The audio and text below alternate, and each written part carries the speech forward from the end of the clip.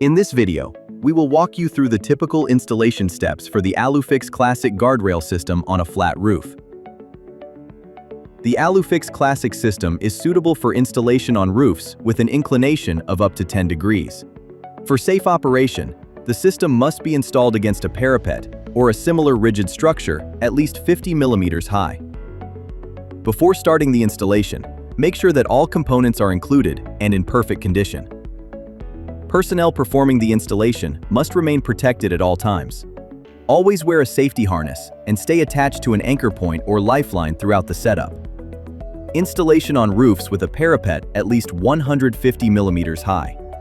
The most convenient way to start the installation is from the corner of the roof. Place the lower part of the support leg so that its front edge is flush with the parapet.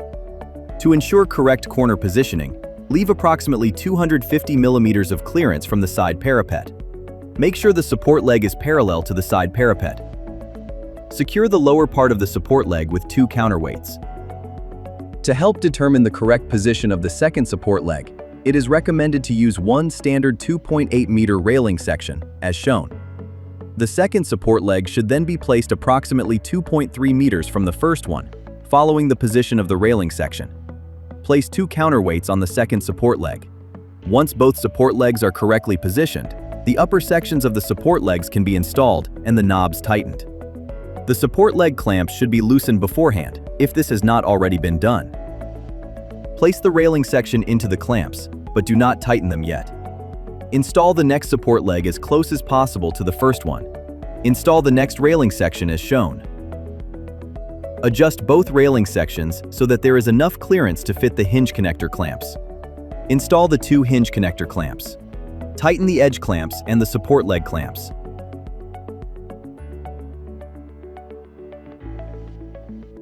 The next support leg should be placed at a distance of no more than 5.6 meters. This setup allows one unsupported railing section between 2 supported sections. For convenience, the railing sections can be assembled in pairs on the ground as shown. After the railing is installed, make sure there is no gap between the railing sections. Connect the railing sections using 2 straight clamps.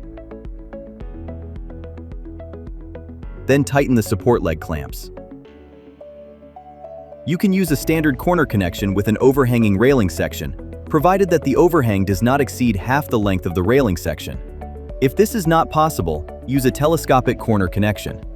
Place the last support leg in the line as close as possible to the end of the railing section, while keeping the maximum spacing of 5.6 meters in mind. On the perpendicular side of the corner, place the first support leg approximately 450 millimeters away from the parapet. Then place the next support leg at the far end of the railing section.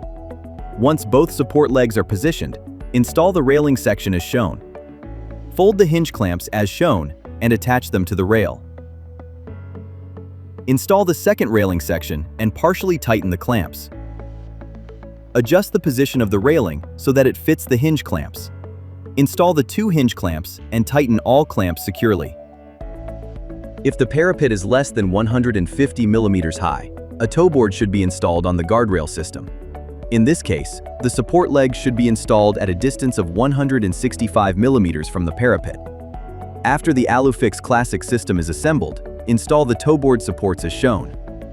Attach the toe board supports to the railing elements, with a maximum spacing of 1.9 meters between supports.